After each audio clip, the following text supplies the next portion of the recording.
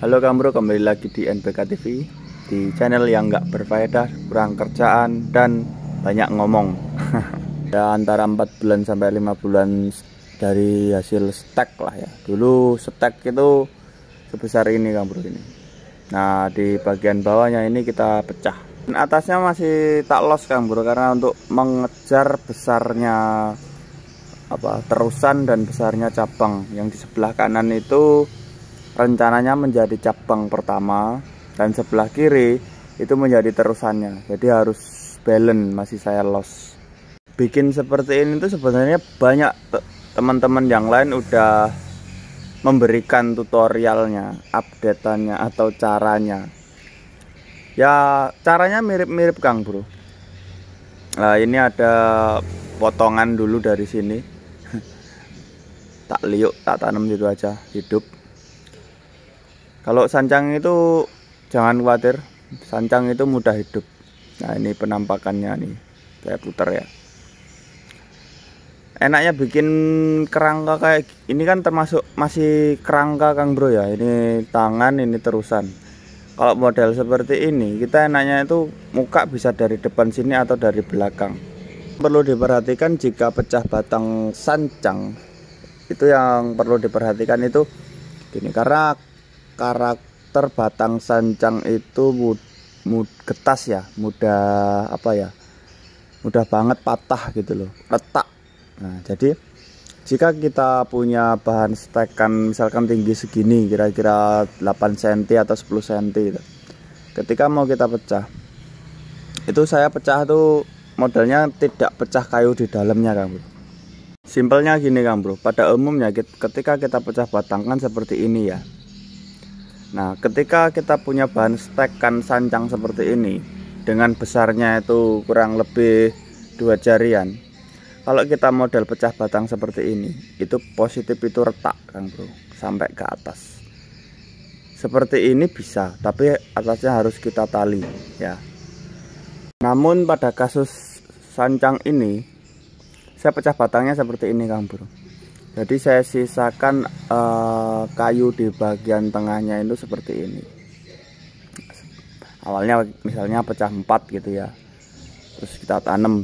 Ketika sudah sembuh kita pecah lagi, jadi pecah 8 seperti ini misalnya kan. Terus dirasa kurang ya pecah lagi menjadi pecah 16. Nah ini kalau pecah 16 ini sudah ada ini Kang Bro, karena pecahannya itu kecil-kecil ini.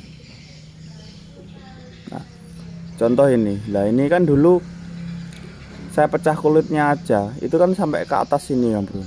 Ujung-ujungnya apa? Ini saya tali, kan terlihat ini loh, bengget, bekas taliannya terlihat. Jadi saya lebih suka teman-teman itu bukan hanya teori tapi langsung praktek. Tapi prakteknya itu perlu dipelajari dan diperhatikan. Contoh kita misalkan pakai teknik seperti ini, hasilnya seperti apa. Dan jangan hanya pakai satu teknik, kalau bisa semua teknik itu kita gunakan. Jadi kita bisa melakukan pengamatan yang sesuai, yang cocok dengan tangan kita itu yang seperti apa gitu. Sekali lagi jangan langsung bertujuan lihat ke hasil seperti ini contohnya ya. Hasil seperti ini itu prosesnya sangat ribet Kang Bro, kalau kita nggak sabar gitu ya. Tapi kalau kita sabar ya, kita telaten, pasti berhasil. Juga yang perlu diperhatikan lagi itu kesuburan tanaman itu sendiri. Kalau masalah media tanam saya nggak terlalu ribet, yang penting saya tahu prinsip dasarnya. Yang penting tanahnya itu tidak mudah keras, tidak bantet. Jadi saya akalin pakai tanah subur dicampur pasir bangunan, juga ada campuran kotoran kambing. Nah itu perbandingannya itu bertahap. Ketika sudah lama beradaptasi di wadah seperti ini bak ya, itu bisa kita tambahin banyak pupuk kandang, nggak masalah. Cuman kalau baru pertama stek atau pecah batang 4, pecah batang tahap pertama gitu ya, usahakan pupuk kandangnya itu sedikit saja biar dia beradaptasi dulu. Juga pertimbangannya bikin suatu bahan itu besarnya Kang Bro. Kalau sancang itu menurut saya punya sancang itu juga belum lama. Kalau menurut saya itu kita bikin mame ke bawah itu enak, karena daunnya itu cepet banget kecilnya.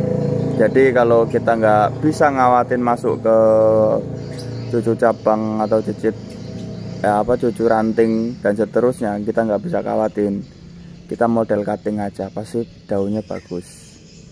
Tapi kalau saya sarankan sih bikin suatu bahan itu yang sesuai dengan teori dan sesuai dengan kriteria yang sudah ada. Tujuannya apa? Tujuannya ketika kalau kita kan ngerawat ini kan lama Kang Bro ya, nggak cuma setahun 2 tahun. Tujuannya apa? Yaitu nilai ekonomisnya yang tinggi.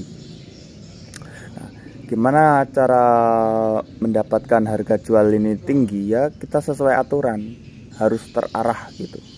Gak cuman model sekedar rimbun atau model kaki begini, badan begini, enggak. Kita harus memang benar-benar ikut aturan.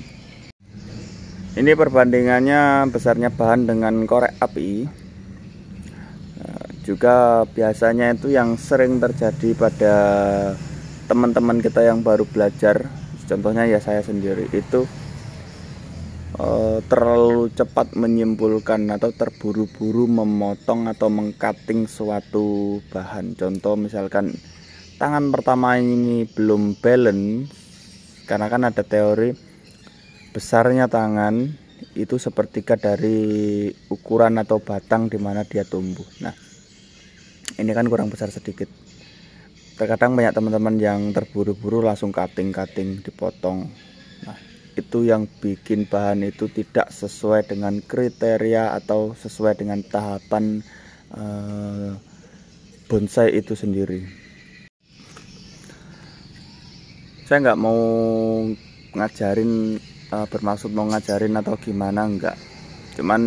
Saya cuman sharing aja, ini pengalaman saya dan hasilnya seperti ini. Oh iya, kenapa koleksi saya itu masih bahan semua? Karena yaitu bikin sesuatu itu harus dari bawah. Dari contoh yang kita katakan bonsai ya, itu harus dari pondasi, dari kaki, lanjut ke badan, setelah badan baru percabangan. Makanya kalau teman-teman pemula itu pengen punya koleksi bagus dengan budget minim, ya kita program seperti ini. Tapi kalau teman-teman pemula dengan budgetnya itu tak terbatas, ya beli aja bahan. Syaratnya yaitu harus cocok, deal, baru beli. Nawarnya ya kira-kira, jangan asal tawar gitu aja. Karena biasanya orang yang nawar itu yang pertama itu mereka belum tahu prosesnya Kang Bro. Misalkan proses 1, 2, 3 tahun ditawar dengan harga segitu. Ya namanya pembudidaya itu nggak masalah sih, karena kan yang pertama dicari uang. Cuman ya terkadang itu rada sedih kalau garapannya itu dihargai dengan harga yang belum pas gitu. Tips lagi bagi teman-teman pemula yang mau budidaya itu usahakan yang pertama kalau nggak punya lahan ya manfaatkan lahan dengan cara membudidaya bahan yang kecil-kecil seperti ini. Tapi yang sesuai dengan kriteria supaya menjadi nilai ekonomis yang tinggi. Satu, yang kedua itu budidaya apapun jenisnya, itu yang pertama karena kita harus belajar.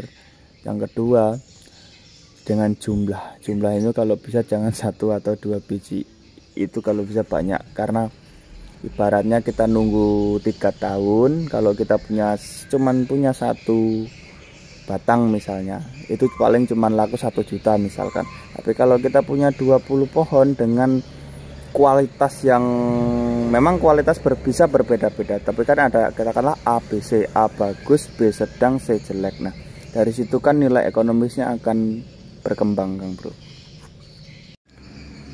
Oke Kang Bro, thank you udah mampir. Jangan lupa di like, di komen, dan di subscribe. Kalau sudah thank you kalian boys.